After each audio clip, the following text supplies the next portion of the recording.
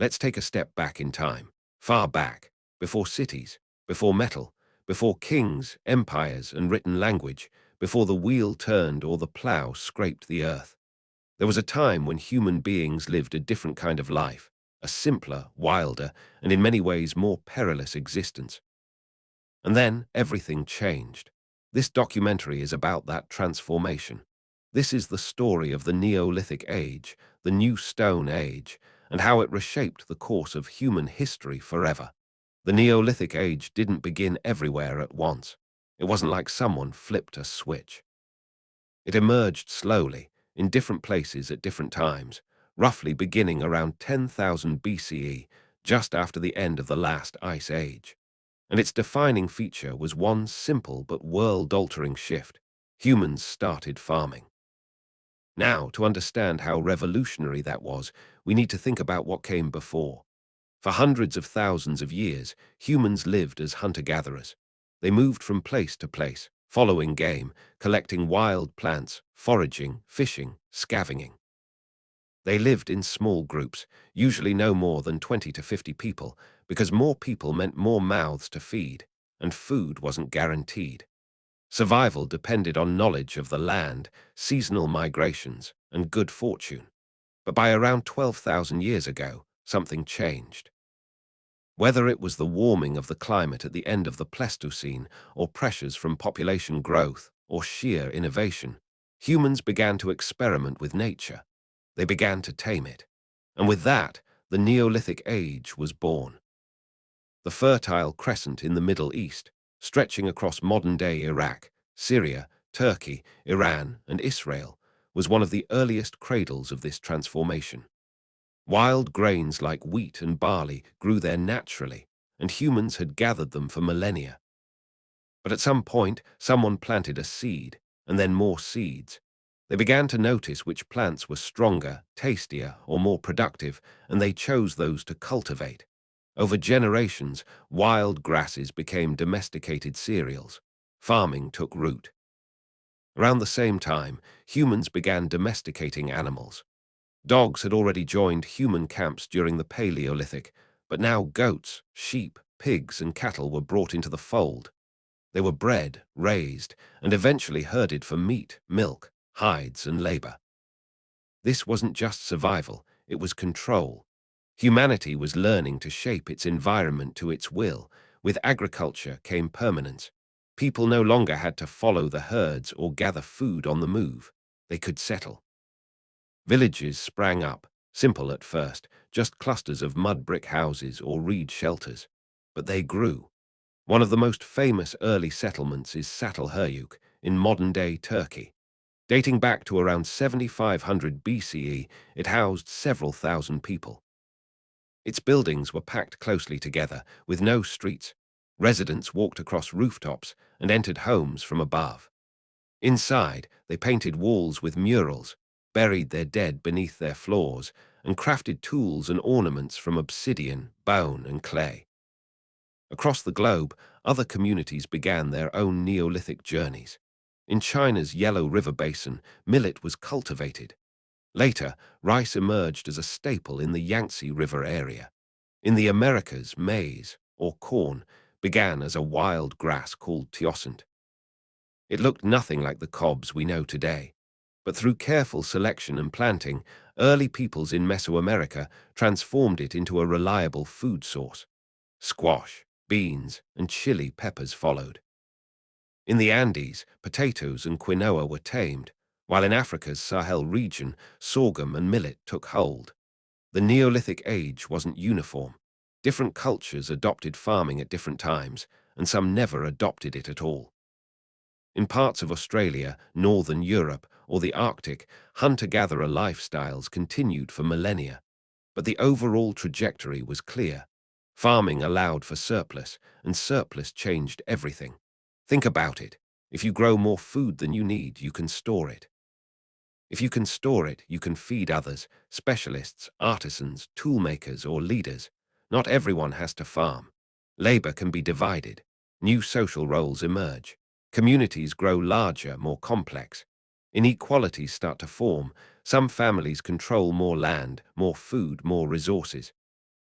Hierarchies are born, leadership, perhaps even early forms of governance, take root, technology blossomed. Stone tools became more refined, polished rather than chipped. Axes, adzes, grinding stones, sickles, pottery emerged, not just for storage, but for cooking, carrying, and even ritual. Textiles appeared, made from flax or wool. Basketry, weaving, and rope-making advanced. And then came architecture, not just huts or lean-toss, but planned buildings, granaries, walls, and public spaces. Religion and ritual became more elaborate. Burials grew more symbolic, with grave goods, ornaments, and carefully arranged bodies. Figurines, like the so-called Venus statues, suggest fertility cults or goddess worship. Stone circles, like those found in the British Isles, point to early forms of astronomy and ceremonial gathering. Perhaps the most iconic Neolithic monument is Göbekli Tepe in southeastern Turkey. Dating back to around 9600 BCE, it predates agriculture in the region, raising huge questions. This site features massive T-shaped pillars, some weighing up to 10 tons, arranged in circles and decorated with carvings of animals and abstract symbols. There's no evidence of permanent settlement there, just these massive, enigmatic structures. Some archaeologists argue that the desire to build such sacred spaces may have driven the invention of agriculture, not the other way around. If true, it turns the traditional narrative on its head. As farming spread, so did conflict. Land became valuable, boundaries mattered.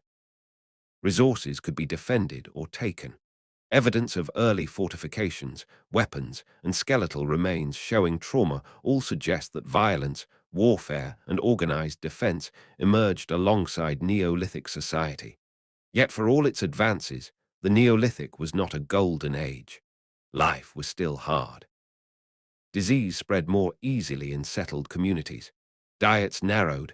Early farmers often had worse nutrition than their hunter-gatherer ancestors.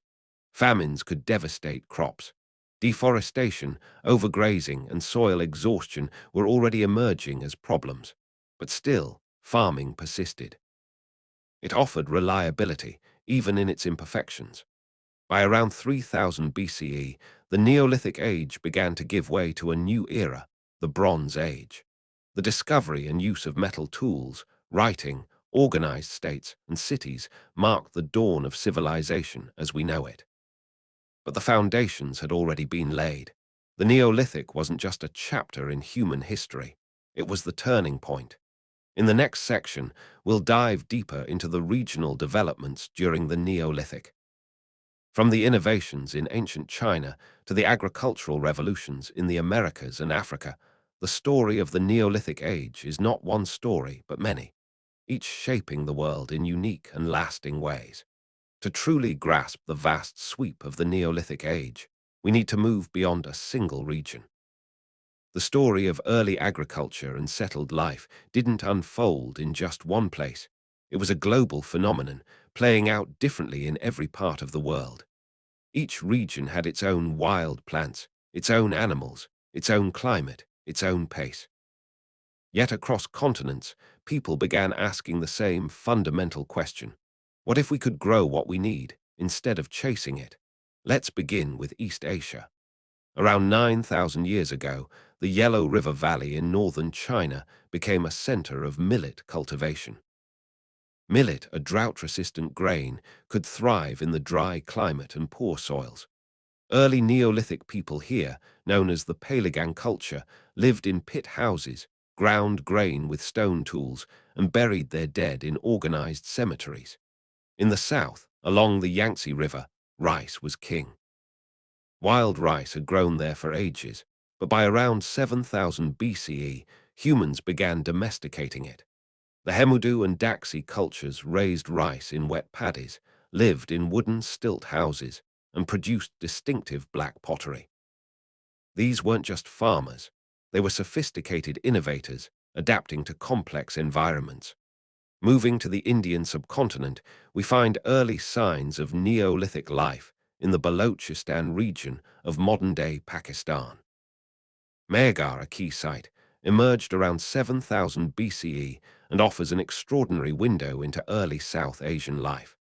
The people there grew barley and wheat, herded sheep and goats, and developed some of the earliest dentistry known, drilling into teeth with stone tools. Over time, their villages evolved into larger, more organized settlements, setting the stage for the rise of the Indus Valley civilization thousands of years later. Now let's shift west, back to the Fertile Crescent, where the Neolithic age arguably began. In this arc of land, agriculture didn't just start, it evolved rapidly. In the Levant and Anatolia, early communities like Jericho and Satel-Huruk flourished. In the highlands of Iran, sites like Ganj Dar reveal the earliest evidence of goat domestication. These people didn't just raise animals, they selectively bred them, choosing traits like docility and higher milk yield. Over generations, wild goats became livestock. This was artificial selection at work, long before Darwin ever put it into words. Domestication wasn't limited to plants and animals, it extended to land itself. Early farmers in Mesopotamia began digging canals to direct river water into their fields. Irrigation transformed what could be grown and when. It allowed for more reliable harvests, but it also required planning, cooperation, and maintenance.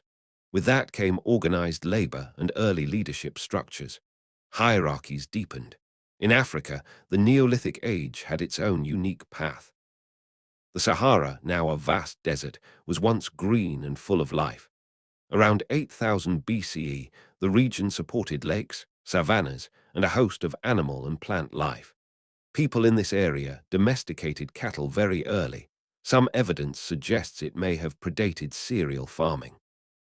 The so-called pastoral Neolithic of North and East Africa was more focused on herding than on crops. Nomadic herders followed seasonal pastures, guiding cattle, goats, and sheep across the landscape. In the Sahel, stretching just below the Sahara, native grains like sorghum and African millet were cultivated, eventually giving rise to complex farming cultures that would influence West Africa for millennia. Then there's Europe, which received farming as a wave of migration and diffusion. Around 6000 BCE, Neolithic farmers from the Near East began moving into southeastern Europe, bringing their crops, animals, and tools with them. This was one of the most significant cultural transfers in prehistory. Over centuries, farming spread across the continent, adapting to local conditions. In Central Europe, the linear pottery culture, or LBK, is a key marker of early farming life. They built longhouses, grew wheat and barley, and carved out forest clearings for their fields. But the spread of agriculture into Europe wasn't always peaceful. As farming communities expanded, they sometimes clashed with the local Mesolithic hunter-gatherers. Some archaeological sites show signs of violent conflict, mass graves, fortified settlements, and defensive ditches. In other cases, the interaction was more gradual, with intermarriage, trade, and hybrid lifestyles emerging. Further west and north, the Neolithic arrived later. Britain and Ireland didn't see full agricultural societies until around 4000 BCE. There, farming slowly replaced hunting and gathering, though not entirely. Forests were cleared for pasture, stone monuments rose on the landscape, and large communal tombs were built. These megalithic structures, like Newgrange in Ireland or the tombs of Orkney in Scotland, suggest sophisticated social organization, spiritual beliefs, and a sense of time that spanned generations. Across the Atlantic, in the Americas, the Neolithic transition was slower and more regionally varied. In Mesoamerica, people began cultivating squash as early as 8000 BCE, followed by maize and beans. The domestication of maize was a feat of agricultural engineering. It took thousands of years to transform wild teosint into the plump, starchy cobs we know today. This process wasn't quick, but it was deliberate and skillful. As maize spread, so did village life, pottery, and ritual architecture. In the Andes, potato and quinoa farming developed alongside llama and alpaca herding. Highland farmers built terraces to manage steep terrain and practiced freeze-drying food long before refrigeration. In North America, the Eastern agricultural complex centered around native plants like sumpweed, goosefoot, and sunflower. These were cultivated long before maize became dominant in the region. In Oceania, the picture is different still. On the island of New Guinea, independent domestication of bananas, taro, and sugarcane occurred. The people there developed complex agricultural systems adapted to steep terrain and heavy rainfall. Yet despite this, many Pacific cultures retained foraging lifestyles long into the historical period, blending farming, fishing, and gathering in highly adaptive ways. What all these stories tell us is that the Neolithic wasn't a single revolution. It was many revolutions, shaped by local environments and cultures. It wasn't always fast or total. Some communities farmed for thousands of years without building cities. Others mixed hunting and gathering with agriculture in flexible ways. But the long-term effects were unmistakable. The Neolithic age brought people together in larger groups than ever before. That brought both opportunity and tension. More people meant more hands, more ideas, more skills. But it also meant more disputes, more hierarchy, more disease. The rise of farming was the rise of inequality. Some families accumulated land and wealth. Others did not. Elites emerged, so did laborers. And with stored surplus came something humanity had never truly needed before: record-keeping. Tallies, marks, tokens. Early writing systems like cuneiform and hieroglyphs didn't appear during the Neolithic, but the groundwork was laid. Clay tokens used to count livestock or grain foreshadowed written language. Trade expanded. Communities specialized in goods like salt, obsidian, shell ornaments, or fine ceramics. Exchange networks stretched hundreds of miles. A bead made of lapis lazuli from Afghanistan might turn up in a Neolithic site in Mesopotamia. Goods, ideas, and people moved in complex webs. Religion became more structured. We begin to see deliberate alignment of buildings with solstices or lunar cycles. Burial customs grew more elaborate. Ancestor worship may have been common, as homes were built on the remains of previous generations. These weren't just shelters, they were symbolic links between past and future. The pace of change varied, but everywhere it led in one direction, toward greater complexity. That complexity would eventually demand new tools, new materials, and new ways of organizing society. And so, by around 3000 BCE in the Near East, the Neolithic was ending. People still farmed, still lived in villages, still used stone tools. But now they were casting bronze, writing on tablets, building walled cities, and worshipping in temples. The Neolithic age had laid the foundation, but now a new age was dawning. In the next part of our journey, we'll zoom in on the daily life of Neolithic people. What did they eat? How did they raise their children? What was a Neolithic home like, and what did people believe about the world around them? To understand their world, we need to walk in their footsteps.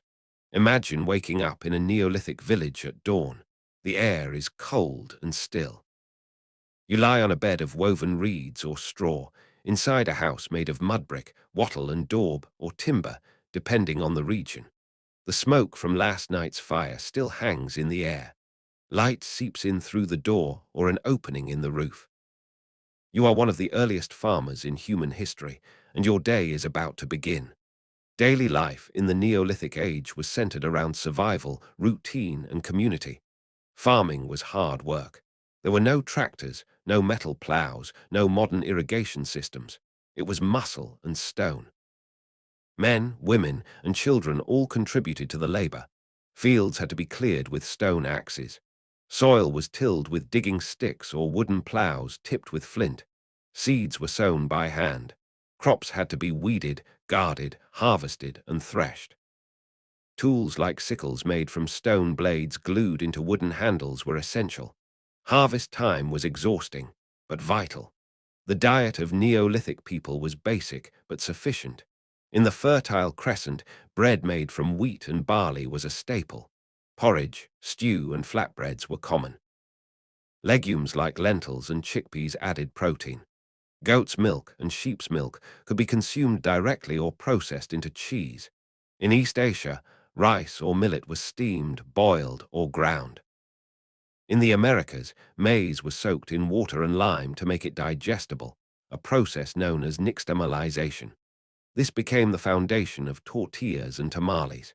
Across the globe, people fermented foods, dried meats, smoked fish, and stored surplus in pits, baskets, and ceramic vessels. Hunting and gathering didn't disappear entirely. Even in fully agricultural communities, people hunted deer, boar, or wild birds. They fished in rivers and lakes. They collected wild fruits, nuts, and herbs. The boundary between farming and foraging wasn't absolute, it was fluid. Nature was still unpredictable, and a failed crop could mean starvation.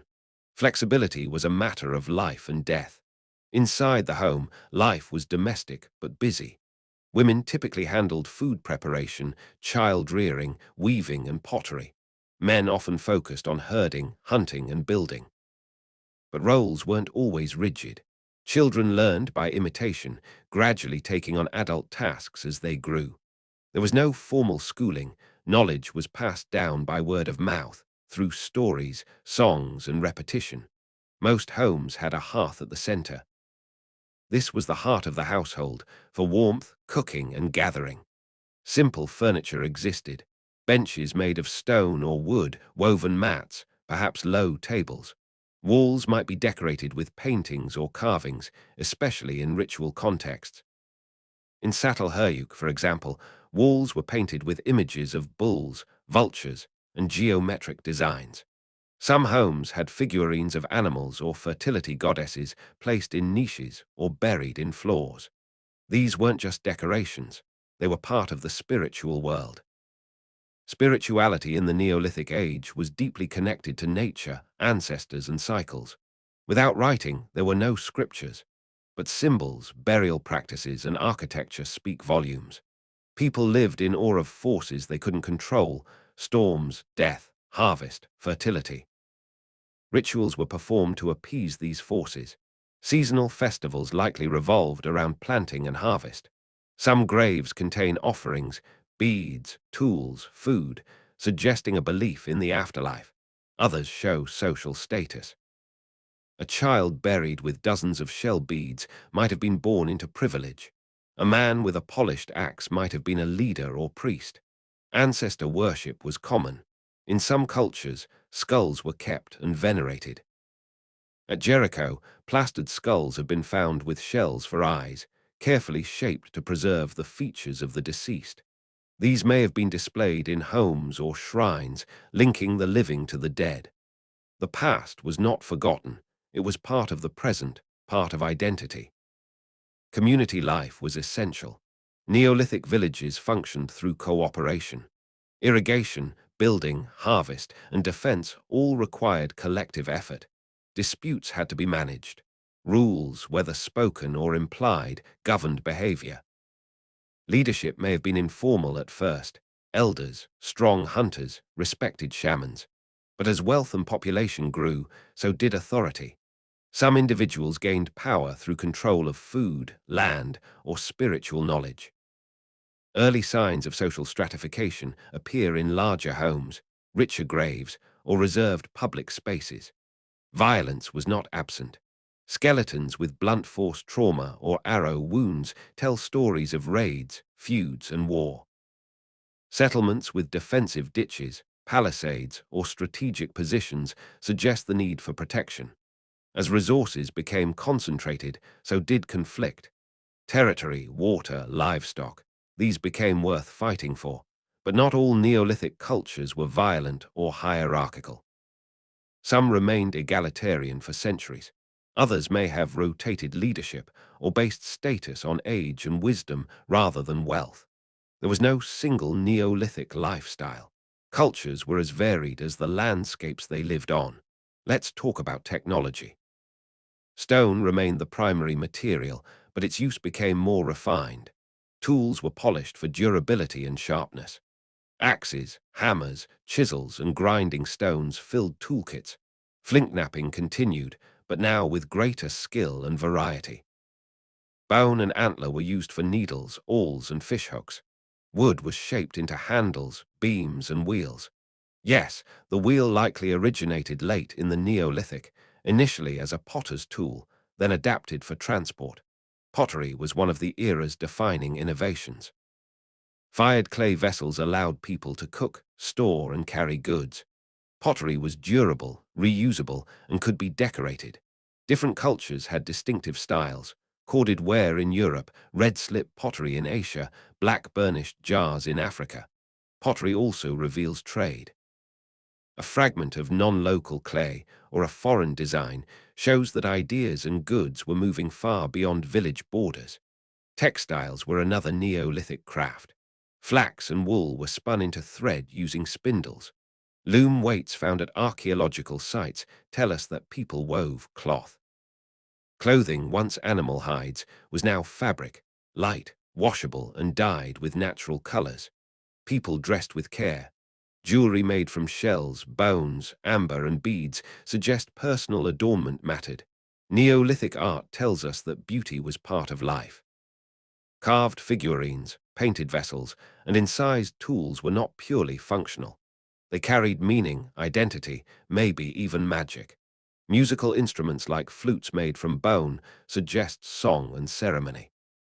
Carvings of animals and people, stylized, abstract, or realistic, show how early humans saw themselves and their world. Architecture evolved from round huts to rectangular houses, which made planning easier and allowed for expansion. Multi-room houses began to appear, along with storage pits, communal ovens, and granaries. Villages grew in complexity. In some places, like the Balkans, tell settlements emerged, mounds created by generations building atop earlier dwellings. Each layer told a story of continuity and change. Water was life. Settlements were often near rivers, springs, or lakes. Wells were dug. In places like the Danube Valley, evidence shows early plumbing systems, ceramic pipes for draining water. In the Near East, irrigation canals turned arid land into farmland. Water management required foresight, coordination, and maintenance. It was a community project and a necessity. Fire was mastered but always feared. It cooked food, fired pottery, lit homes, and protected against predators. But a house fire could destroy everything. Many Neolithic settlements show signs of burning, not all from war. Sometimes, buildings were deliberately burned during rituals or when abandoned. Fire had symbolic power: cleansing, destructive, renewing. What about time? Without clocks or calendars, Neolithic people observed the sky. The sun, moon, and stars became guides. Lunar cycles tracked months.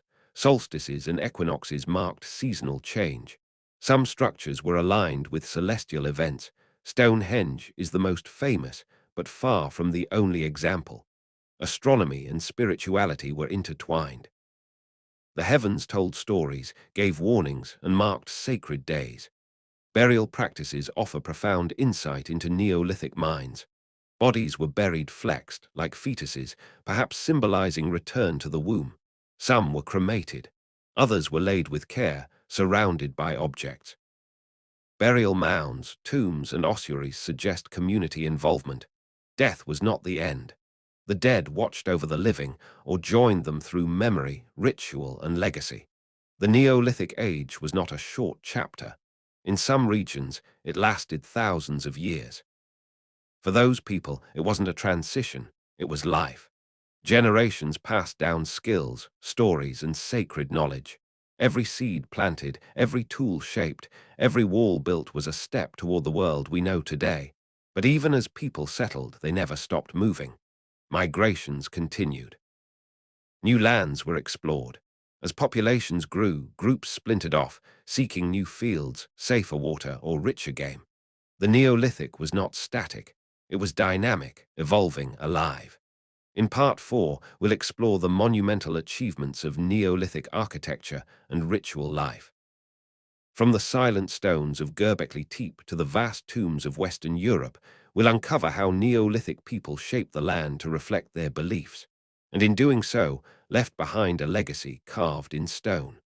Let us now step among stones, massive, silent, unmoving for millennia. Though their builders have long since vanished, their presence remains, stretching across continents. These are the monuments of the Neolithic age, the stone circles, tombs and temples built by hand, without metal tools or machines. They are feats of organization, faith, and labor. They are statements, etched into the land by people who believed that meaning was not just in the sky above or the earth beneath, but in the spaces they could shape with their own hands. We begin with Göbekli Tepe in southeastern Turkey, a site that shattered our understanding of the Neolithic timeline. Discovered in the 1990s and dated to around 9600 BCE, it predates agriculture in the region, and yet it is monumental. Here, towering T-shaped stone pillars up to 6 meters tall are arranged in circular enclosures. Each pillar weighs multiple tons, carved with intricate reliefs of animals, snakes, scorpions, lions, vultures. The craftsmanship is astonishing. But what makes it more remarkable is what it tells us. Monumental construction was not the result of farming and settled life. It may have come first. At Göbekli Tepe, there are no signs of permanent habitation. It appears to have been a ceremonial center visited by groups from across the region. The labor to carve and erect these stones, to plan these enclosures, must have required social coordination, leadership, and shared belief. Some scholars argue that the desire to create sacred spaces like Göbekli Tepe may have driven the invention of agriculture, not the other way around. People needed food not just for survival, but to support gatherings, rituals, and shared work. Farming may have followed spirituality. This pattern, ritual preceding settlement, is echoed elsewhere. In Ukraine and Moldova, the Tripilia culture built vast settlements with concentric layouts. Though their homes were made of clay and wood, they often burned them down deliberately at the end of their use, creating massive archaeological layers. Their ceramic figurines and shrines point to a spiritual world where fire, fertility, and the cycle of renewal held deep meaning. In Western Europe, the Neolithic age gave rise to megalithic architecture, large stones arranged in circles, rows, or chambers. These were not random piles. They were aligned, measured, and symbolically placed. Stonehenge, in southern England, is the most famous. Begun around 3000 BCE, it evolved over centuries. The outer sarsen stones and inner bluestones are carefully positioned to align with the midsummer sunrise and midwinter sunset. This alignment wasn't decorative, it was cosmological. It marked time, honored the seasons, and possibly channeled spiritual power. But Stonehenge is just one among thousands. Across Britain, Ireland, France, Spain, and beyond, Neolithic people built dolmens, table-like tombs with upright stones supporting capstones. They built passage tombs, long stone corridors leading to central burial chambers. At Newgrange in Ireland, the passage is aligned so that at sunrise on the winter solstice, sunlight penetrates the chamber and illuminates the inner sanctum. This moment, when light returns to the darkest part of the year, must have held immense ritual significance. What do these monuments tell us? First, they show us the value Neolithic people placed on death and the afterlife. These were not simple graves. They were community efforts meant to endure. Second, they reveal knowledge of astronomy, engineering, and geometry. Third, they suggest belief in cycles, of life and death, of the sun, of seasons. These monuments were not just for the dead, they were for the living to return to remember, to reconnect. The people who built these structures had no metal, no wheels, no beasts of burden. Stones were dragged over miles, often weighing multiple tons. Ropes, rollers, manpower. They required planning, food, leadership. This was not casual work, it was generational. Some tombs and circles were in use for centuries, modified over time. They connected the dead to the living, the present to the past, the earth to the sky. In the Mediterranean, the Maltese temples stand as another testament. Sites like Haga Kim and Najdra, built between 3600 and 2500 BCE, include curved, cloverleaf-shaped chambers, altars, carved idols, and sophisticated solar alignments. One temple features a window that frames the rising sun on the equinoxes. These weren't just places of burial, they were temples built with cosmic precision. Beyond Europe, we see similar spiritual landscapes. In the Andes, Neolithic peoples began to shape sacred mountainsides, build stone platforms, and mark astronomical events. In China, early Neolithic ritual sites included sacrificial pits, ancestral shrines, and ceremonial jade carvings. The Liangzhu culture, around 3000 BCE, crafted intricately carved jade by discs and Kong tubes, whose meaning remains mysterious, but was clearly ceremonial. In sub-Saharan Africa, ritual spaces were created with stone circles and earthworks. At Nabta Playa, in the Egyptian desert, a circle of stones dating to 6000 BCE aligns with the summer solstice, a prehistoric observatory in one of the harshest environments on Earth. The use of monumental architecture in the Neolithic age wasn't just about worship. It was about social cohesion. When people gathered to build, they shared identity. They forged alliances. They retold myths. Monuments anchored memory. In a world where writing did not yet exist, stone was language. These structures were stories in solid form. They were also political. The power to organize monument building came with influence. Those who directed the construction, shamans, chiefs, elders, became figures of authority, and those buried in the largest tombs. They were likely leaders, warriors, or spiritual elites. Architecture became a display of power as much as of faith, but Neolithic monuments were also intimate. Some were used by small communities, others by entire regions. Some were hidden, others public. Some were meant to be entered, others only observed. What unites them all is intent. They were not random.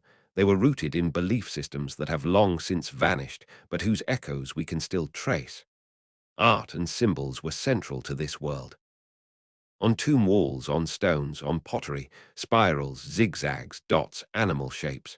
Some may represent the sun, the moon, water, fertility, or protection. Others may mark clan identity or sacred narratives. We can't read them, but we can see their repetition and care. One widespread figure in Neolithic art is the mother goddess or fertility figurine. These appear across Eurasia, broad-hipped, exaggeratedly feminine, sometimes seated, sometimes headless.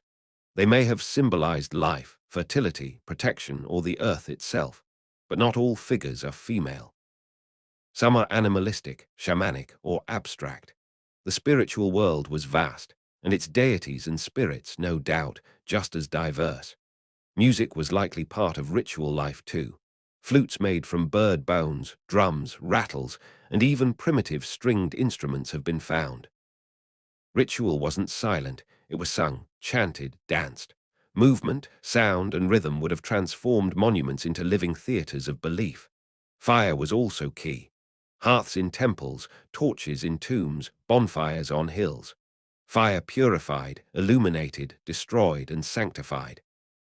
It marked boundaries between worlds, between day and night, life and death, the seen and unseen.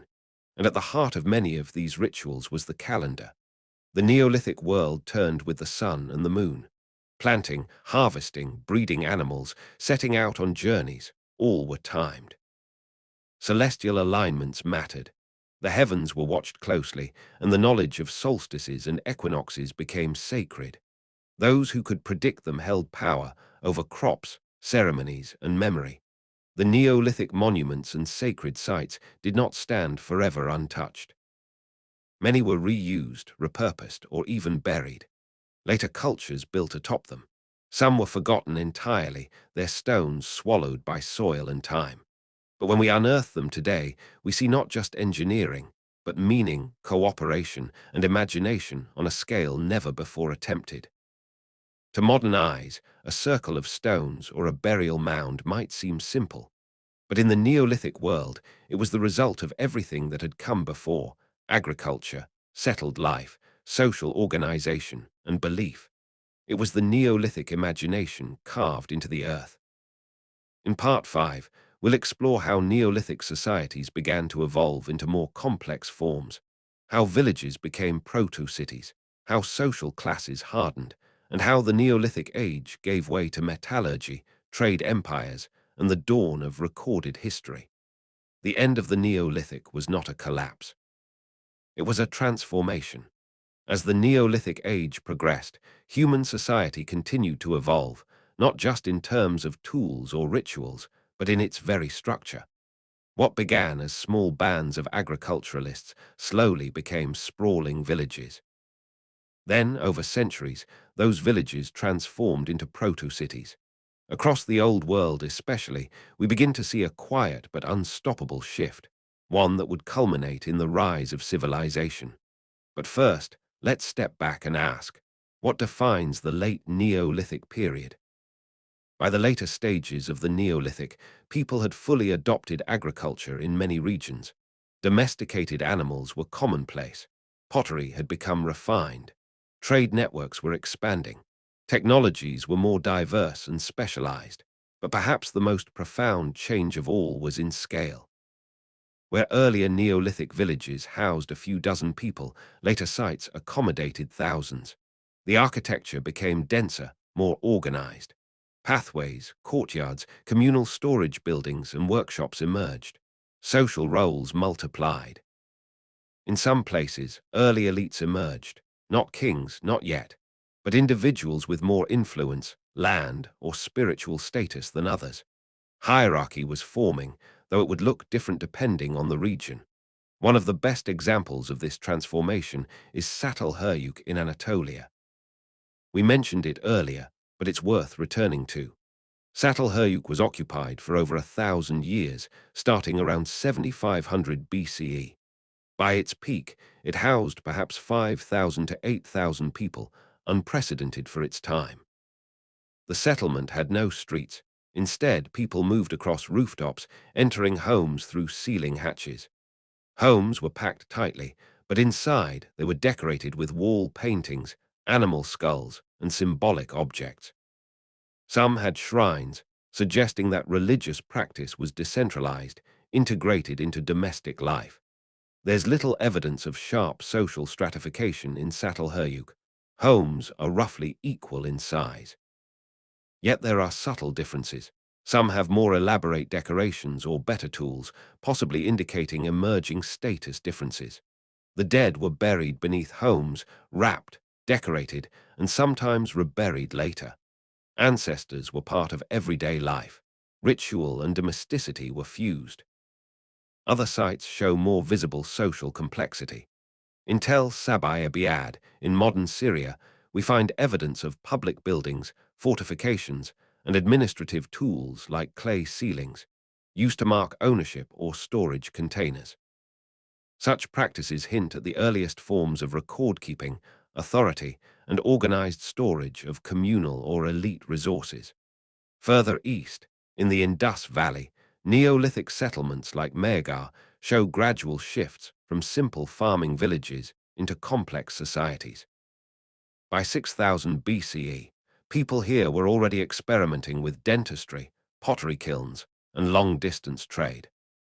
Over time, they built granaries, used standardized weights, and constructed buildings aligned with cardinal directions, developments that foreshadowed the great Indus cities of Harappa and Mohenjo-Daro. In the Zagros Mountains, the site of Tepe Gurin illustrates a key feature of late Neolithic life: vertical mobility. Rather than migrating over vast distances, communities moved between highland and lowland areas with the seasons, practicing mixed economies, farming in valleys, herding in uplands. This allowed them to exploit varied resources and build regional networks of exchange and culture. The importance of trade in the late Neolithic cannot be overstated. Even without writing, people organized the exchange of materials across vast areas. Obsidian, a volcanic glass ideal for sharp tools, was traded over hundreds of kilometers from sources in Anatolia. Turquoise, shells, amber, and salt were all transported long distances, So were ideas, pottery styles, figurines, and tool types spread along with goods. One trade item stands out: copper. In the late Neolithic, people began collecting native copper from surface deposits and hammering it into tools or ornaments. This wasn't full metallurgy yet, no smelting or casting, but it marked the beginning. In southeastern Europe, especially the Balkans, people began using copper tools by around 5000 BCE. Sites like Varna in Bulgaria contain some of the world's earliest known gold and copper artifacts, buried with individuals in elaborate graves. And here we begin to see something new: inequality. The Varna cemetery, dating to around 4500 BCE, contains over 280 graves. Some are simple. Others, however, are filled with gold jewelry, copper tools, and fine pottery. One male skeleton was buried with over 1,000 gold items, yet nearby graves contain nothing. This disparity speaks volumes. By the late Neolithic, social stratification had become pronounced. Why did this happen? Several factors combined. Agriculture created surplus, more food than was immediately needed.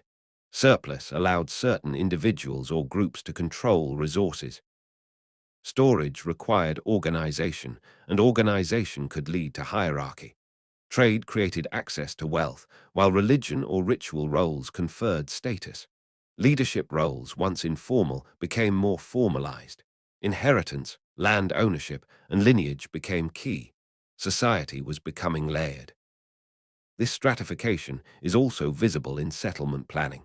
In some late Neolithic towns, buildings differ in size and construction quality. Some areas have large storage facilities or specialized workshops. In Tel Brak, in northern Mesopotamia, satellite villages emerged around a large central site, suggesting a hierarchical network, perhaps the beginnings of an urban core with rural dependencies. By 4000 BCE, Tel Brak would become one of the first true cities. Alongside social change came technological progress. Pottery wheels were developed, allowing faster, more uniform vessel production. Textiles became more varied. Spindles, loom weights, and dyes allowed for colorful woven fabrics. Construction methods advanced. Mud brick gave way to stone foundations in some areas. Plaster floors, courtyards, and even two-story buildings appeared. In wetter areas, timber and thatch dominated. In arid zones, adobe and rammed earth became common. Animals were further domesticated and specialized. Oxen were trained to pull plows, increasing agricultural output. Donkeys were used as pack animals. In China, the domestication of silkworms may have begun in this era. In the Andes, llamas and alpacas provided both meat and transport. People learned how to manage herds, select for desirable traits, and protect against disease. Plants, too, were improved. Farmers selected seeds from the most productive crops. Over generations, cereals became more robust, legumes more nutritious, and fruits sweeter. This was slow, patient work, but it reshaped the human diet forever. Climate change also played a role. Around 6200 BCE, a significant cold and dry period disrupted weather patterns. This forced communities to adapt. Some migrated, others diversified crops, others failed. Environmental stress may have contributed to population movements, technological innovation, and the expansion of trade as groups sought new resources or allies. Cultural and symbolic life continued to flourish. In Europe, megalithic tombs became more elaborate. In Africa, rock art flourished in the Sahara and southern regions, showing animals, hunters, dancers, and spiritual scenes. In East Asia, jade carving reached new levels of refinement. In the Americas, sacred centers began to emerge, often aligned with celestial events, blending the spiritual and the seasonal. And across many regions, one thing becomes clear: memory mattered. People buried their ancestors carefully. They rebuilt houses on the same foundations. They returned to sacred sites for generations. The past was not discarded. It was honored, repeated, made permanent. Tradition was a form of identity. The Neolithic world wasn't just changing, it was remembering itself, even as it grew more complex. By the end of the Neolithic, many of the core components of civilization were in place. Agriculture was widespread. Permanent settlements had grown into large towns. Social hierarchy, organized religion, specialized labor, and trade networks had all developed. People had begun to shape metals. They tracked time by the stars. They built with stone and brick. They wore woven clothes, drank from fired pottery, and sang around controlled fires. What remained was one final leap: writing. That would arrive in the early Bronze Age, around 3200 BCE in Mesopotamia. With writing came administration, law, bureaucracy, literature, and the end of prehistory. But everything that made writing possible was built in the Neolithic. So the Neolithic didn't end abruptly. It transformed into something larger, more powerful, and more enduring. The foundations of civilization were not laid by kings or empires, but by quiet generations of farmers, potters, herders, and builders. In Part 6, we'll explore the end of the Neolithic across various regions, the transition to metal, the birth of cities, and how different societies moved into the Bronze Age at different paces. While the Neolithic Age formally ended around 3000 BCE in some places, in others it persisted much longer. Understanding these regional endings helps us understand how flexible, resilient, and foundational the Neolithic truly was. The Neolithic Age never had a single ending. It didn't collapse, explode, or vanish overnight. Rather, it faded gradually in some places and persisted far longer in others. To understand how the Neolithic Age ended, we must look not for a single event, but a series of slow, uneven transitions, shifts in technology, society, and belief that unfolded over centuries. The most important of these transitions was the advent of metal. When humans began using metals, not just collecting native copper, but actively smelting and casting it, they entered a new phase of history. This technological threshold marked the shift from the Neolithic New Stone Age into the Chalcolithic or Copper Age, which then bled into the Bronze Age. But again, this happened at different times across the globe. In the Fertile Crescent, where agriculture had begun thousands of years earlier, metal use arrived relatively early. By around 5000 BCE, people in the region were already working native copper into small tools and ornaments. Over the next millennium, they developed smelting, the process of extracting metal from ore using fire. This breakthrough made copper tools more widespread, but copper was soft. It couldn't fully replace stone for many tasks. Still, it introduced the concept of metallurgy, and with it, the seeds of economic specialization. By 4000 BCE, in places like Mesopotamia, we begin to see signs of major urban development. Settlements like Uruk began to grow into proto-cities. In Uruk's heyday, around 3500–3000 BCE, the city sprawled across 250 acres, with temples, administrative buildings, craft districts, and tens of thousands of inhabitants. This was no longer Neolithic life. Uruk saw the emergence of writing, first as simple tokens, then pictographs on clay tablets, which evolved into cuneiform. Writing, once developed to track grain and livestock, would go on to record myths, laws, contracts, and history itself.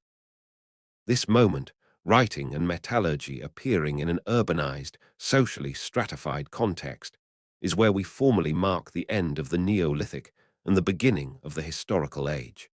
Yet in many parts of the world, life still looked very much like it had for thousands of years.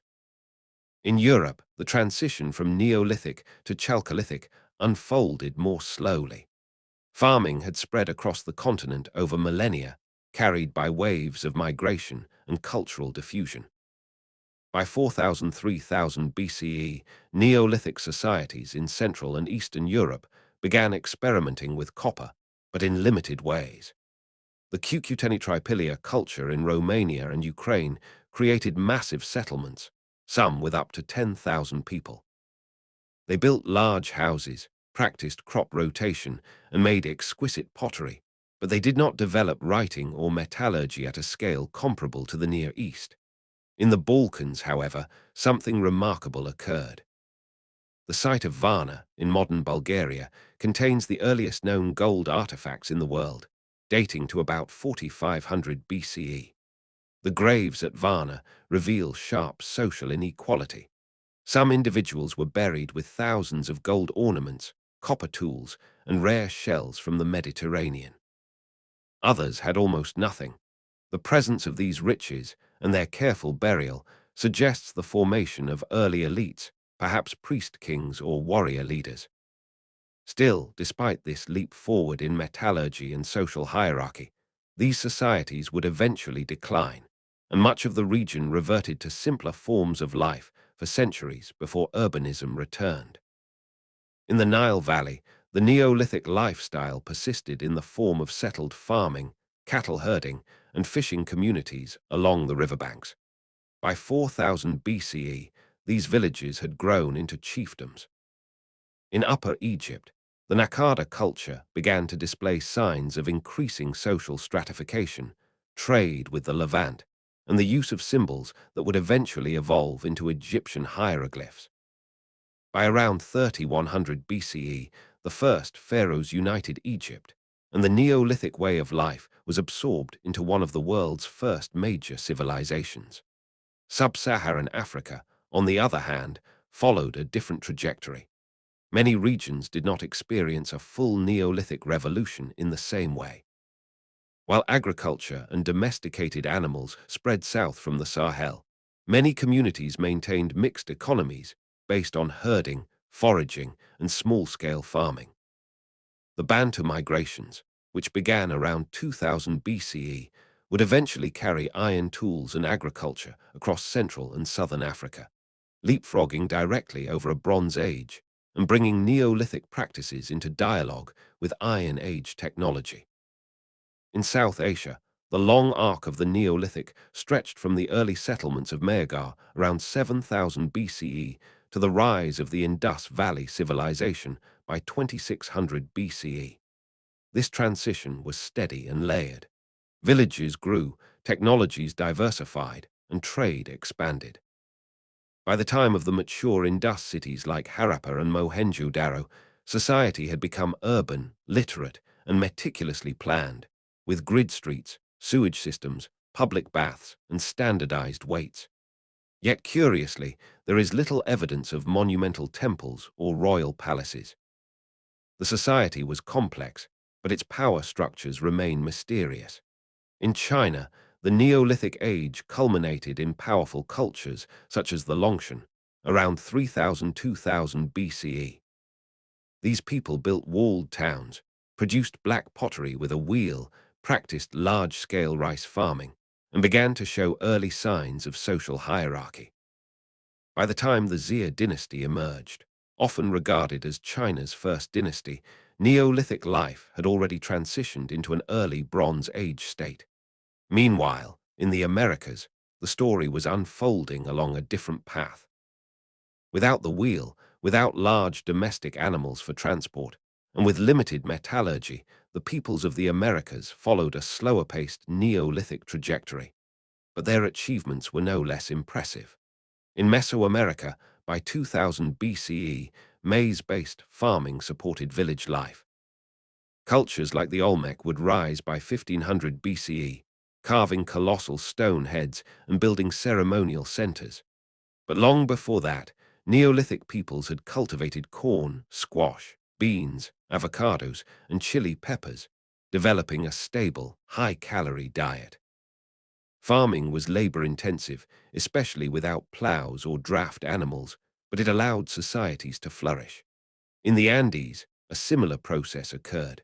The highlands were home to potato and quinoa farming, alongside llama and alpaca domestication. Fishing cultures along the coast, like those at Caral in Peru, built pyramids and planned urban centers by 2600 BCE, contemporaneous with the pyramids in Egypt. Their economy was based on cotton and dried fish, and yet they had no writing or metal tools. Still, their society was organized, ritualistic, and enduring. Elsewhere, in Oceania, for instance, the Neolithic age arrived late and lingered long. The Lapita peoples, who carried agriculture, pottery, and seafaring technology across the Pacific, represent a form of mobile Neolithic culture. They farmed yams and taro, raised pigs and chickens, and crossed vast distances in canoes. They brought the Neolithic world to thousands of islands, establishing complex societies without cities or writing, yet with rich oral traditions and navigational genius. And then there were places where the Neolithic lifestyle never truly ended. In parts of Australia, Siberia, and the Arctic, foraging and hunting remained dominant well into the modern era. These weren't backward societies. They were adaptive, successful, and deeply connected to their environments. They practiced sophisticated land management, passed down complex mythologies, and maintained stable lifeways that had worked for tens of thousands of years. So, when we talk about the end of the Neolithic, we must remember, it ended not in one moment, but in many different ways. In Mesopotamia, it ended with cities, writing, and kings. In Egypt, it ended with pharaohs and pyramids. In China, with dynasties and bronze bells. In Europe, with metallurgy, megaliths, and migrations.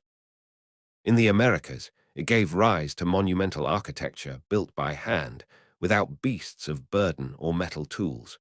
In other regions, it never truly ended at all, but evolved into hybrid forms that suited local needs.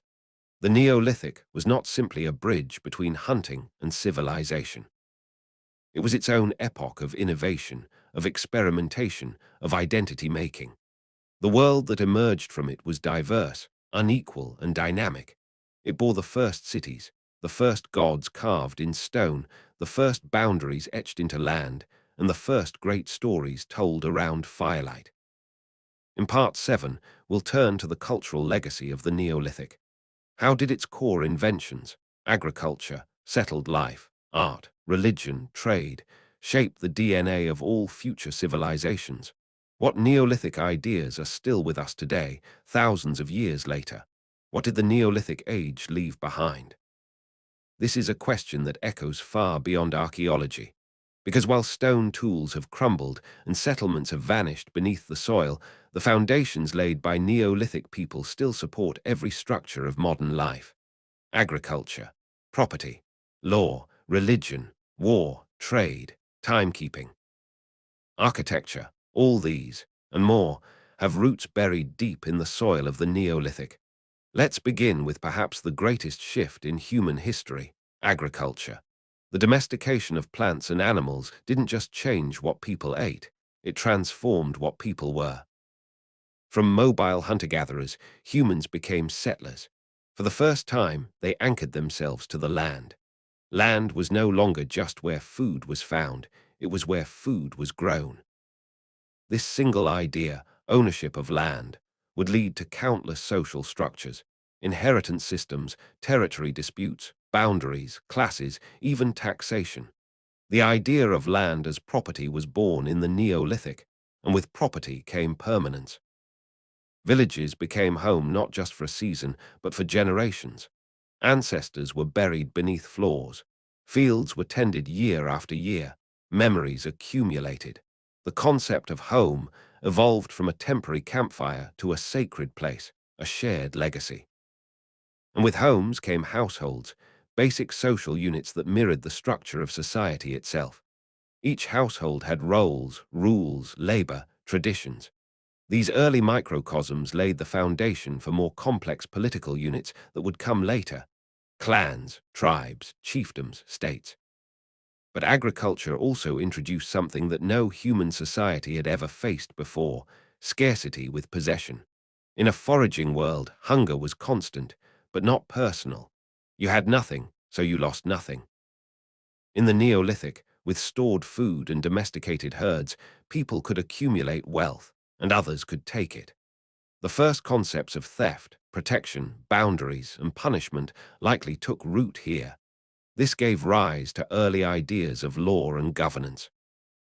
Not formal codes, those came later, but agreements, customs, enforcements. Elders, leaders, or councils emerged to resolve disputes. Power no longer came only from strength or age, but from control of food, animals, trade routes, sacred knowledge. The earliest seeds of politics were sown with the first wheat and barley. Another enduring legacy was labor specialization. In hunter-gatherer groups, most people did similar things: hunted, gathered, protected, shared. But with farming came surplus, and with surplus came freedom. Freedom for a few people to stop farming and focus on other tasks: crafting, building, healing, leading, performing rituals. The blacksmith, the weaver, the potter, the priest, all these roles would emerge over time. Neolithic societies were still relatively simple, but the principle was in place: division of labor, which would lead to complex economies and class systems. Speaking of economy, we must acknowledge the silent engine of Neolithic growth: trade. Trade during the Neolithic was not based on currency, but on barter and reciprocity. Yet it was no less powerful.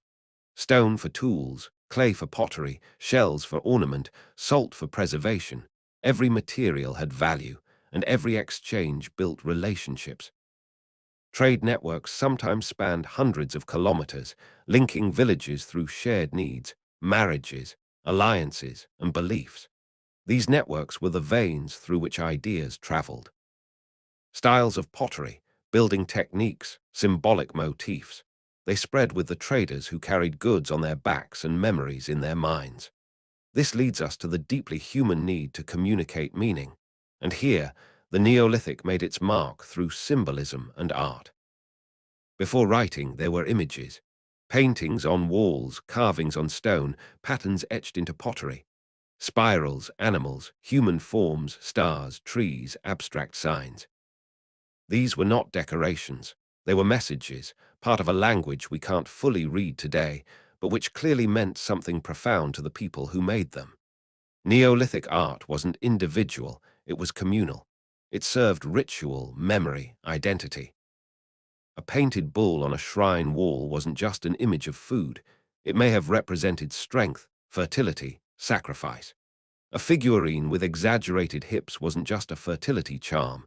It may have been a goddess, an ancestor, a protector. These objects created shared stories, and in that, we see the beginnings of culture as we understand it, a set of collective meanings passed across generations. Linked to this was the emergence of ritual and religion. Though we'll never know the exact beliefs of Neolithic people, the clues are many. Burial practices, temple architecture, animal offerings, sacred landscapes. These all point to a world full of spirits, cycles, ancestors, and unseen forces.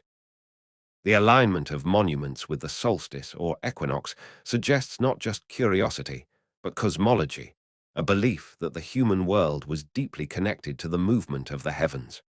Religion in the Neolithic wasn't institutional, but it was embedded. It was everywhere: in the home, in the fields, in the stones arranged with care. It provided meaning in a world of uncertainty, framed death within a cycle, and bound communities together through shared rites. And perhaps most remarkably, the Neolithic gave us the concept of time. Before agriculture, time was immediate: hunt now, eat now, move when needed. But with farming came the need to track seasons, to plant at the right time, to harvest before the frost, to predict the return of the rains. Time became structured, cyclical, sacred. The sun, the moon, the stars, all became calendars. Some of the world's earliest monuments were essentially timekeepers, stones aligned with seasonal events, not just for ritual but for survival. This sense of time led to a new kind of memory: historical memory. People began to think in terms of generations, lineages, ancestors. They built monuments not just for the present, but to be seen by descendants. The dead were remembered. The past was preserved in stone, soil, and song. All these elements: property, labor, trade, art, ritual, time, were not invented in a single moment. They evolved slowly, often invisibly. But together, they formed a template for everything that would follow. Bronze Age civilizations didn't emerge in a vacuum. They rose from the bones and ideas of the Neolithic. Even in our modern world, the echoes remain. Our homes, our fields, our ceremonies, our laws, so many are rooted in the Neolithic logic of settlement, order, and symbolic life. Take something as simple as bread. It's a staple across much of the world, but its origins lie in the first grinding of wild grain, the first mixing of flour with water, the first fire-heated stone. Bread is not just food, it's memory, a link to the people who turned wild grass into culture, or consider burial. The desire to place the dead with care, to mark their passing with objects, songs, or stones. This is not a modern ritual. It is Neolithic, born from the belief that death is not an end, but a transformation. The Neolithic imagination was vast. It imagined gods in the sky, power in the soil, and permanence in what was once fleeting. It imagined a world where humans could tame chaos, plant order, and shape meaning in stone. And yet, the Neolithic wasn't a paradise. With its gifts came burdens. Agriculture enabled population growth, but also famine. Settlement brought security, but also disease. Property created wealth, but also inequality. Cities offered opportunity, but also conflict.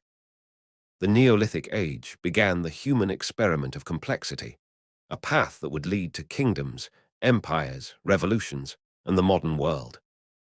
In Part 8, we'll explore the archaeology of the Neolithic, how we know what we know, the key discoveries that changed our understanding, and how new technologies are revealing long-lost stories from beneath the ground.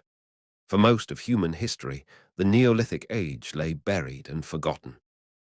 No written records described its people. No chronicles recalled its villages, tools, or monuments. All that remained were stones, bones, broken pots, faded walls, and silent fields. And yet, from these fragments, archaeologists have slowly pieced together the story of one of the most transformative eras in human history.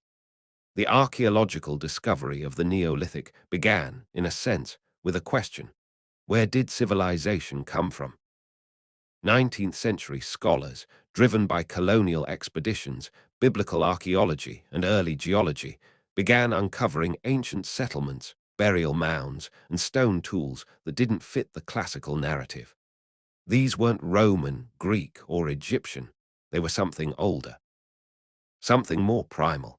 It was Danish archaeologist Christian Jensen Thomsen who, in the early 1800s, proposed the three-age system: Stone Age, Bronze Age, Iron Age, as a way to categorize prehistory.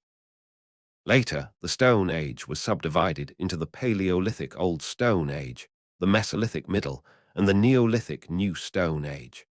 This framework became the backbone of prehistoric studies. At first, the Neolithic was associated mainly with megaliths, the grand stone monuments of Europe like Stonehenge, Avebury, and Newgrange. These mysterious structures captured the imagination of scholars and the public alike. But the idea that there had been entire societies, entire cultures, before writing, before metal, was still radical. The turning point came in the 20th century, when large-scale excavations began revealing Neolithic settlements, not just monuments. Sites like Çatalhöyük in Turkey, uncovered in the 1950s by James Mellart, changed everything. This was no ceremonial center. It was a city-sized village, packed with houses, decorated with murals, and inhabited for centuries. The complexity of its layout, its ritual spaces, and its burial customs showed that the Neolithic was not a primitive stage, but a sophisticated way of life. At the same time, other major discoveries were emerging. The Fertile Crescent, stretching across modern-day Iraq, Syria, Israel, and Iran, yielded some of the oldest evidence of farming. Excavations at Jericho, Ain Ghazal, and Abu Huraira unearthed early houses, granaries, and human remains showing the physical strain of agricultural labor. The bones of domesticated sheep and goats, alongside sickles and grinding stones, confirmed that the Neolithic revolution, farming, had indeed begun here over 10,000 years ago. Perhaps the most astonishing find came in the 1990s, Göbekli Tepe. German archaeologist Klaus Schmidt, leading a team in southeastern Turkey, uncovered massive carved stone pillars arranged in circles, some dating to around 9600 BCE, thousands of years before Stonehenge or the pyramids. The carvings, craftsmanship, and scale were mind-bending. It was a ritual center built by pre-agricultural people. This forced archaeologists to rethink everything. Ritual may have come before farming. Monumentality may have come before cities. In Europe, the discovery of Ötzi the Iceman in 1991 gave us an unprecedented look at a real Neolithic individual. Frozen in the Alps for over 5,000 years, Ötzi was preserved with his clothes, tools, and even his last meal. His body bore tattoos, old injuries, and evidence of a violent death. His copper axe, woven grass cloak, and birchbark containers told us more about late Neolithic life than any textbook could. The Neolithic wasn't just a story of the Near East and Europe. In China, sites like Bampo and Hemudu showed the development of millet and rice farming, as well as painted pottery and stilt houses. In India, Mehrgarh revealed continuous Neolithic occupation stretching back to 7000 BCE. In the Andes, Carroll emerged as one of the earliest urban settlements in the Americas, predating the Inca by thousands of years. The archaeological record is never complete. We don't have a single Neolithic text or voice. But we do have their houses, their burials, their artifacts, and their landscapes. What have these told us? They've shown us that Neolithic life was diverse. Not all Neolithic people farmed full-time. Many mixed hunting, gathering, fishing, and herding. Not all used pottery. Not all built megaliths. There was no single Neolithic model. It was a mosaic of local adaptations, each responding to different environments and needs. They've shown us that Neolithic people were innovators. They developed the first ovens, granaries, plows, looms, kilns, and boats. They built drainage systems and painted murals. They engineered sacred geometry into tombs. Their lives were not merely about survival. They were about meaning, beauty, and continuity. They've shown us the physical costs of agriculture. Skeletons from Neolithic graves show signs of stress. Worn joints from repetitive labor, dental decay from carbohydrate-heavy diets, signs of anemia and malnutrition from crop failures. Life expectancy may have dropped compared to mobile foragers. Disease spread more easily in crowded villages. Yet farming spread, because it offered stability, even in its imperfection. Modern archaeology continues to evolve, bringing new tools to old sites. Radiocarbon dating, developed in the mid-20th century, allows scientists to determine the age of organic materials with remarkable accuracy. It's how we know the dates of settlements, graves, and monuments. Dendrochronology, tree ring dating, helps calibrate radiocarbon results and reconstruct past climates. LiDAR scanning light detection and ranging is revolutionizing landscape archaeology. In the jungles of Central America, it's revealed vast networks of Neolithic agricultural terraces, roads, and cities hidden beneath the forest. In Europe and Asia, LiDAR uncovers subtle earthworks invisible to the naked eye. DNA analysis has opened a new frontier. From ancient bones, scientists can extract genetic material to trace migrations, diet, disease, and kinship. We now know that Neolithic farmers from the Near East migrated into Europe, mixing with local hunter-gatherers. We can see how domestic species evolved alongside humans, how lactose tolerance spread, how epidemics shaped populations. Isotope analysis of bones and teeth reveals what people ate, where they lived, and even how far they traveled. Residue analysis of pottery tells us what they cooked: grains, milk, oils, stews. In short, archaeology has turned the Neolithic from a silent mystery into a complex, living field of inquiry. And yet, every discovery raises new questions. What were Neolithic belief systems really like? How did early societies balance equality and hierarchy? Why did some Neolithic cultures build vast monuments while others didn't? How did climate change shape Neolithic collapses and migrations? We don't have all the answers. But the tools are sharper, the questions deeper, and the story richer than ever before. Today, the Neolithic age is no longer seen as a primitive prelude to civilization. It was civilization in its earliest, rawest, most experimental form. It was where everything began. Not just tools and crops, but memory, myth, cooperation, and identity. In Part 9, we'll dive into the regional timelines and variations of the Neolithic, tracing how its duration, impact, and legacy differed across the globe, from Africa to the Americas, from Siberia to the Pacific Islands. The Neolithic was not one story, it was many. The Neolithic age was never a single moment. It was a process, slow, uneven, regionally unique. In some areas, it arrived early and ended early. In others, it came late and lingered for millennia. To understand the full weight of this era, we need to move from the big picture to the local landscapes, where the rhythms of change were shaped not by grand revolutions, but by soil, water, wind, and human ingenuity. Let's begin with the Fertile Crescent, often seen as the heartland of the Neolithic Revolution. Here, in the Levant, Mesopotamia, and Anatolia, the shift from foraging to farming began as early as 10,000 BCE. The pre-pottery Neolithic cultures of this region built large permanent structures even before pottery arrived. In places like Jericho, Ain Gazel, and Göbekli Tepe, we see monumental architecture, ritual complexity, and early domestication. But even within this relatively compact zone, the timeline varied.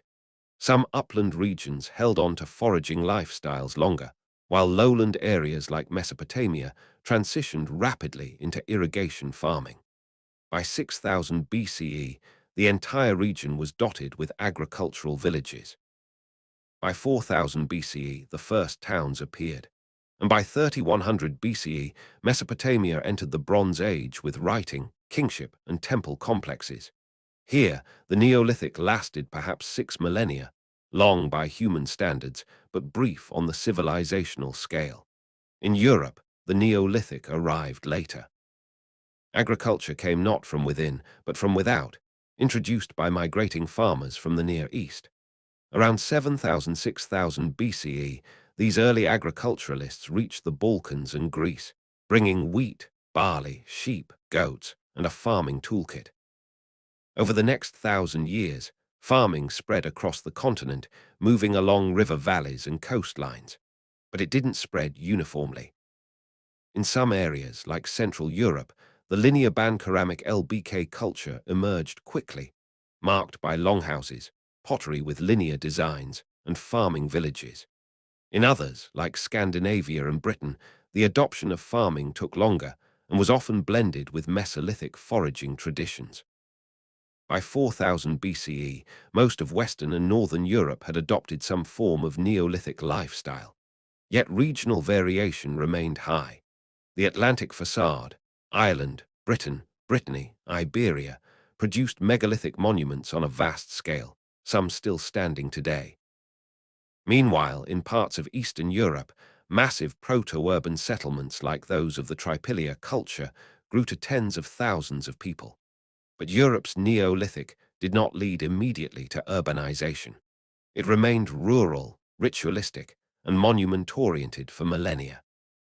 Metal use began around 5000–4000 BCE, but the full Bronze Age didn't arrive until 2500–2000 BCE in many regions. Thus, Europe's Neolithic was long and culturally diverse, less a bridge than a complex mosaic. In North Africa, the Neolithic took on unique forms. In the Nile Valley, early pastoralists and farmers emerged around 6000–5000 BCE, growing barley and wheat and herding cattle. By 4000 BCE, the Naqada cultures began constructing larger settlements, trading with the Levant, and showing signs of social hierarchy. Their material culture grew increasingly complex: fine ceramics, ivory carvings, and early writing symbols. This culminated in the unification of Egypt around 3100 BCE, when Nama or Menes founded the first dynasty. Here, the Neolithic flowed directly into dynastic civilization with no sharp break. Ritual, agriculture, and central authority merged seamlessly into the pharaonic worldview. Further south and west, however, the Neolithic persisted in different ways. The Sahara Desert, between 8000 and 3000 BCE, was far more habitable than today, a green land dotted with lakes and savannas. Rock art from the Tassili Enadja and Napta Playa shows herders, hunters, and early astronomical alignments. Cattle played a central role, not just in diet, but in symbolism. As the Sahara dried out around 3000 BCE, its people migrated, some southward into the Sahel, some toward the Nile. They carried pastoralism and early farming into sub-Saharan Africa, laying the groundwork for what would become the Bantu agricultural expansion many centuries later. In South Asia, the Neolithic had deep and ancient roots. The settlement of Mehrgarh in modern-day Pakistan began around 7000 BCE. These early inhabitants farmed barley and wheat, herded sheep and goats, and created one of the earliest known systems of dentistry. Over thousands of years, their descendants developed pottery, advanced tools, and long-distance trade networks. By 2600 BCE, the Neolithic in the Indus Valley gave way to the Harappan civilization, a literate, urban society with standardized weights, planned cities, and trade with Mesopotamia. But elsewhere on the subcontinent, Neolithic lifestyles persisted. In the Deccan Plateau and the southern regions, Neolithic farming and herding continued into the second millennium BCE, blending with later iron-using cultures. In East Asia, the Neolithic followed two main paths, millet cultivation in the north and rice farming in the south. In the Yellow River Valley, millet farmers emerged around 6000–5000 BCE. Cultures like the Yangshao created painted pottery, pit houses, and communal cemeteries. In the Yangtze Valley, rice cultivation began even earlier. The Hemudu and Daxi cultures raised pigs, built stilt houses, and mastered waterlogged farming techniques. As the Neolithic matured, societies like the Longshan 3000–2000 BCE began showing signs of social stratification, warfare, and regional influence. Black pottery, rammed earth walls, and oracle bones appeared, foreshadowing the dynasties to come. In Southeast Asia, the Neolithic was slower and more mobile. Farming was introduced from the north, but many communities maintained mixed economies. The Neolithic here lasted well into the Iron Age, especially in upland regions where mobility and swidden agriculture dominated. In Oceania, the Neolithic took the form of Austronesian expansion. Around 1500 BCE, the Lapita culture began spreading from Taiwan through the Philippines into Melanesia and Polynesia. These seafarers carried with them domesticated plants, taro, yams, bananas, and animals, pigs, chickens, dogs, as well as pottery and navigation skills. They settled thousands of islands, bringing Neolithic lifeways to the vast Pacific. In the Americas, the Neolithic timeline diverged sharply from the Old World. In Mesoamerica, people began cultivating squash as early as 8000 BCE, with maize following by 5000 BCE. The domestication of teosint into maize was a monumental achievement. It took centuries of selection and planting. Yet the transition to full sedentism was slower. Permanent villages with pottery and ceremonial centers appeared by 2000 BCE. The Olmec, considered Mesoamerica's mother culture, emerged around 1500 BCE, constructing pyramids, plazas, and colossal stone heads, all without the wheel, metal, or draft animals. This shows that Neolithic technologies, even in a different trajectory, could support complex civilization. In the Andes, a similar story unfolded. Potatoes, quinoa, and llamas supported high-altitude settlements from 3000 BCE onward. Coastal peoples like those at Carroll built monumental architecture without ceramics or metallurgy, using cotton and fish to fuel a complex society. In North America, the Neolithic transition was diverse. The Eastern Agricultural Complex, domesticated plants like sunflower, goosefoot, and sumpweed, developed independently before maize arrived from Mesoamerica. In the southwest, ancestral Puebloan cultures built pit houses and eventually cliff dwellings, practicing agriculture well into the Common Era. In subarctic and Arctic regions, Neolithic economies based on fishing, hunting, and seasonal mobility persisted for thousands of years. These societies never adopted agriculture in full, but they developed their own traditions of storage, social organization, and spiritual life. The key takeaway is this: the Neolithic was not universal in content, but in character. Its defining feature was domestication, not just of plants and animals, but of landscapes, time, labor, and identity. Whether people were planting rice in China, herding cattle in Africa, or sculpting maize in Mexico, they were transforming wildness into pattern, chance into design. Some societies rushed toward cities and kings. Others refined village life into a stable tradition. Some merged farming with foraging. Others created sacred monuments rather than armies. The Neolithic didn't point toward one outcome, it opened 1,000 paths. In Part 10, the final section of this documentary, we will reflect on the grand arc of the Neolithic Age, from its origins in the Ice Age to its legacy in our modern world. What lessons can we draw from the people who built the first farms, raised the first walls, and carved their dreams into stone? The Neolithic Age did not end when metal arrived, nor when cities rose. It did not die with the first kings, or the first laws, or the first wars carved into stone. The Neolithic never truly ended at all, not in the way we think of ages ending. Instead, it transformed. It wove itself into everything that followed. And if we look closely enough, we see it everywhere, even now. We began this story over 12,000 years ago, in a world reshaped by retreating glaciers and shifting rains. The Pleistocene faded, and with it, the old certainty of a hunting world.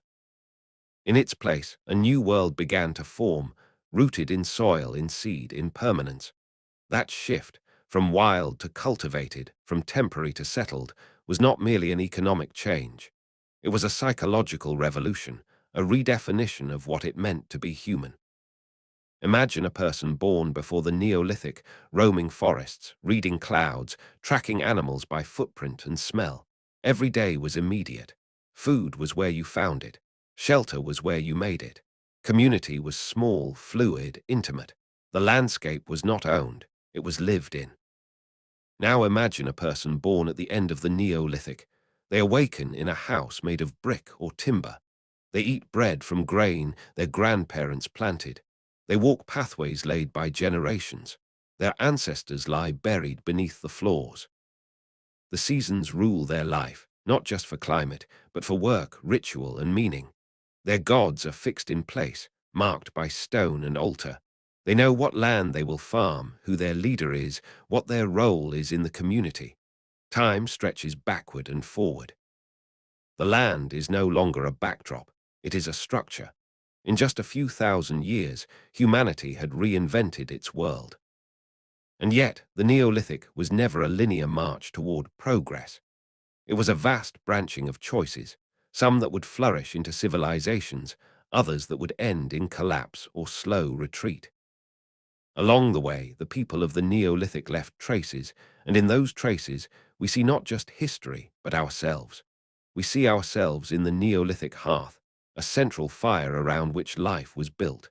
We still gather in kitchens, around tables, around screens. The need to share food, warmth, and stories never changed. We see ourselves in Neolithic walls, not just physical walls, but symbolic ones. The first fences marked gardens, but also ownership. The first granaries stored grain, but also wealth. The first enclosures defined who was inside and who was not. That boundary-making impulse, born in the Neolithic, still defines modern life, from property lines to nations. We see ourselves in the first Neolithic monuments. At Göbekli Tepe, Stonehenge, and Newgrange, people raised stones to the sky, aligning them with stars, solstices, and death. They turned the cosmos into calendar and shrine. Today, we still build to remember, to worship, to awe. Skyscrapers, cathedrals, memorials, they are echoes of the Neolithic instinct to mark meaning in space. We see ourselves in Neolithic inequality. The graves at Varna, with their gold and copper riches, show us the birth of elite power. One person buried with treasure, another with nothing. Hierarchy, once fluid, began to freeze. Labor, once shared, began to divide. That line, from stone sickles to class systems, runs unbroken into the present. But we also see in the Neolithic a world of community, ritual, and resilience. These were not people enslaved by kings. They were farmers who watched the sky, potters who shaped clay with care, daughters who sang to their mothers while grinding grain, elders who told stories of beasts and seasons, builders who turned heavy stones into sacred geometry. They were not crude, they were human, full of vision and memory. And though they left no books, their memory is deep. In the grains we plant, their hands still move. In the walls we raise, their minds still measure. In the stories we tell, their voices still murmur. The Neolithic is not past, it is a foundation. Legacy 1. Agriculture. For better and worse, the Neolithic gave us the ability to grow our own food, and with it came everything else: settlement, labor, surplus, inequality, planning, famine. We inherited a biological revolution that made civilization possible, yet it came with costs. Early farmers faced disease, malnutrition, and social tension. Crops failed, droughts came, plagues spread. Yet the system endured. We are still refining it today. Even now, debates rage over the same forces the Neolithic introduced: land ownership, genetic modification, subsistence versus surplus, monoculture versus biodiversity. The Neolithic didn't just invent farming, it created a set of problems we are still solving. Legacy 2. Time, ritual, and belief. Before the Neolithic, time was immediate. After, it became structured. The cycle of seasons, marked by stars and sun, became sacred. Burial rites grew more elaborate. Ancestor worship anchored memory. Gods emerged, tied to soil, sun, rain, and growth. That link between time and ritual survives today, in holidays, calendars, harvest festivals, solstice celebrations. The notion that the universe has patterns and that humans must align with them was one of the Neolithic's deepest insights. Legacy 3. The village and the city. The Neolithic invented the idea of the village, not just as a cluster of homes, but as a community system. Shared work, shared rules, shared belief. And from villages came the first towns, then cities. Cities didn't arise all at once. They emerged from the accumulated complexity of thousands of Neolithic lifetimes. Food surplus allowed for specialized labor. Roads and walls followed. Leadership emerged. Eventually, states formed. Writing, bureaucracy, empire. But even today, the village remains a central metaphor for human life, a place of identity, of belonging, of story. It was born in the Neolithic, and it still shapes how we understand community. Legacy 4. Memory and monumentality. The Neolithic was the first time humans tried to outlast themselves in stone. Tombs, shrines, enclosures, temples. These were not ephemeral, they were eternal statements. Before writing, monumentality was the only form of permanence. It was a way to remember, to anchor, to speak across generations. We still do this today: mark graves, build monuments, leave handprints on the world. It is an impulse that began in fields and hills long before history was written. Legacy 5. The ambiguous gift of control at its heart. The Neolithic was the age when humans first sought to control nature, to plant instead of forage, to herd instead of hunt, to shape rivers, fields, animals, even other humans. It gave us mastery, but not peace. That desire to control led to innovation, but also to hierarchy, to planning, but also to war, to safety, but also to overreach. In the Neolithic, humans stepped into a godlike role, engineers of the world. That step brought both power and peril, and the balance has never stopped shifting. And now, a final thought: if we were to strip away our machines, our cities, our algorithms, beneath it all we are still Neolithic. We live by food we grow. We live in homes. We bury our dead. We gather around flame and story. We follow calendars, name gods, build monuments, and divide labor. We look to the past for identity and to the sky for meaning. The Neolithic age ended on paper, but its spirit, its structure, lives on. Every harvest, every sunrise celebration, every family meal, every shared memory of a grandparent buried with love. These are Neolithic echoes. We owe these forgotten people more than we can say. They walked the same earth. They shaped it with bare hands. They dreamed in circles and built in straight lines. They rose at dawn, planted seeds, and watched the sky for answers. And so, when we look back, not in nostalgia, but in recognition, we don't just study them. We remember them. We are them. This is the story of the Neolithic age, not a prologue to history, but its quiet, patient architect.